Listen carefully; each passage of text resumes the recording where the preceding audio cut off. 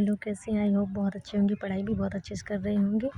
जैसे कि हमारा पहला टॉपिक प्राचीन भारतीय इतिहास के स्रोत खत्म हो चुका है और दूसरा टॉपिक आज पढ़ेंगे प्रागैतिहासिक काल, जिसमें इसका पहला टॉपिक है प्रागैतिहासिक काल, जिसमें बताया गया है इतिहास का विभाजन प्रागैतिहास या प्राक इतिहास, आदि इतिहास व इतिहास तीनों भागों में किया गया है।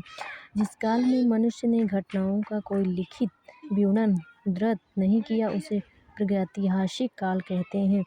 आदि ऐतिहासिक काल उस काल को कहते हैं जिस काल में लेखन कला के प्रचलन के बाद उपलब्ध लेख पढ़े नहीं जा सके हैं। मानव विकास की उस काल को इतिहास कहा जाता है जिसका विवरण लिखित रूप में उपलब्ध है। नोट: ज्ञानी मानव होमो स्पीशीज का प्रवेश इस धरती पर आज से लगभग 30 या 40 हजार वर्ष पूर्व हुआ। नाम एवं तिथियाँ: पूर्वापाषाण काल, यह 20 लाख वर्ष पहले 12,000 वर्ष पहले के काल को कहा जाता है। इस काल को 3 भागों में विभाजित किया गया है: आरंभिक, मध्य, उत्तर। पूर्वापाषाण काल: मानव इतिहास के लगभग 99% कहानी इसी काल के दौरान हुई।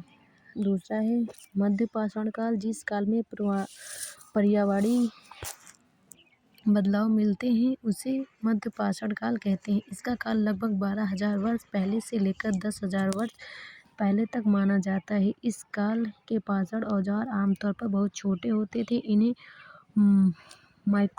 माइक्रोलिथ यानी लघु पाषाण कहा जाता है। प्रायः इन औजारों में हड्डियां या लकड़ियों के मुट्ठे लगे हंसिया और आरी जैसे औजार मिलते हैं। नवपाषाण काल, इसकी शुरुआत लगभग 10,000 वर्ष पहले से होती है।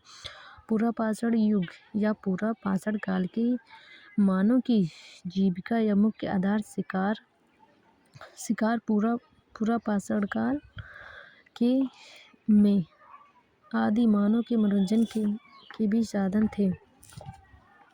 आग का आविष्कार पूर्वापाषाण काल में व पहिया के नवपाषाण काल में हुआ। पूर्वापाषाणिक प्रस्थल कुरनूल गुफा में राख के अवशेष मिले हैं। मनुष्य में स्थायी निवास की प्रवृत्ति नवपाषाण काल में हुई तथा उसने सबसे पहले कुत्ता को पालतू बनाया। मनुष्य ने सर्वप्रथम तांबा धातु का प्रयोग किया तथा उसके द्वारा बनाया जाने वाला प्रथम औजार कुल्हाड़ी प्राप्ति स्थल अतिरपंकम था। कृषि का आविष्कार लगभग 8,000 वर्ष पूर्व नवपाषाण काल में हुआ। प्रागैतिहासिक अन्न उत्पादक स्थल मेहरगढ़ पश्चिमी बलूचिस्तान में बोलन नदी के किनारे अवस्थित है। कृषि के लिए अपनाई गई सबसे प्राचीन फसल गेहूँ फसल एवं जौ थी, लेकिन मानव द्वारा सर्वप्रथम युक्त अनाज चावल था। कृषि का प्रथम उदाहरण मेहरगढ़ से प्राप्त हुआ। कोल्डिवह उत्तर प्रदेश का संबंध चावल के प्राचीनतम साक्ष्य से है। मेहरगढ़ में एक कब्र में मृतक के साथ एक बकरी को भी दफनाया गया। भारत में पूर्वी प्रस्तर युग के अधिकांश औजार स्फटिक पत्थर के बने थे। रॉबर्ट ब्रूस वुड पहले व्यक्ति थे जिन्होंने 1863 में भारत में पूर्वापाषाण कालीन औजारों की खोज की। पल्लवरम नामक स्थान पर प्रथम भारतीय पूर्वापाषाण कलाकृति की खोज हुई थी। भारत में मध्यपाषाण काल के विषय में जानकारी सर्वप्रथम 1867 ईस्वी में हुई, जब सी.एल. कार्लाइल ने विंध्य क्षेत्र में लघु पाषाण उपकरण खोज निकाले। भारत में मानव अस्थिपंजर मध्य पाषाण काल से सर्वप्रथम प्राप्त होने लगता है। भारत में नवपाषाण कालीन सभ्यता का प्रारंभ ईसा पूर्व 4000 के लगभग हुआ। भारत का सबसे प्राचीन नगर मोहनजोदड़ो था, सिंधी भाषा में, जिसका अर्थ है मृतकों का टीला। असम का स्रोतभूर गिबन भारत में पाए जाने वाला एकमात्र मानवाव कापी है। इनाम गांव ताम्रपाषाण युग की एक बड़ी बस्ती थी। इसका संबंध द्रोमे संस्कृति से। भारत में शिवालिक की पहाड़ी से जिप्सम का प्रमाण मिला। वर्ष 1867 से 68 में पहली बार भारत में शैल चित्रों की खोज प्रीवोल्ड कल्लाई ने की थी।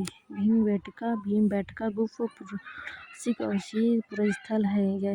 यह आदि मानव द्वारा बनाए गए शिलाचित्रों और शैल सिरों के लिए प्रसिद्ध है। इन चित्रों को पूर्व पाषाण काल से मध्य पाषाण काल के समय का माना जाता है। ये चित्र भारतीय उपमहाद्वीप में मानव जीवन के प्राचीनतम चिन्ह है।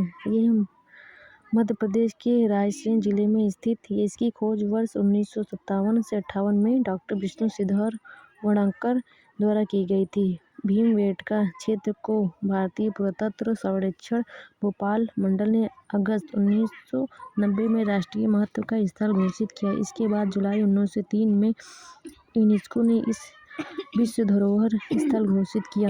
भारत में मनुष्य संबंधी सबसे पहला प्रमाण नर्मदा घाटी में मिला है। भारतीय नागरिक सेवा के आधिकारिक रिजल प्रथम व्यक्ति थे जिन्होंने प्रथम बार वैज्ञानिक आधार पर भारत की जनसंख्या का प्रजातीय विविधीकरण किया।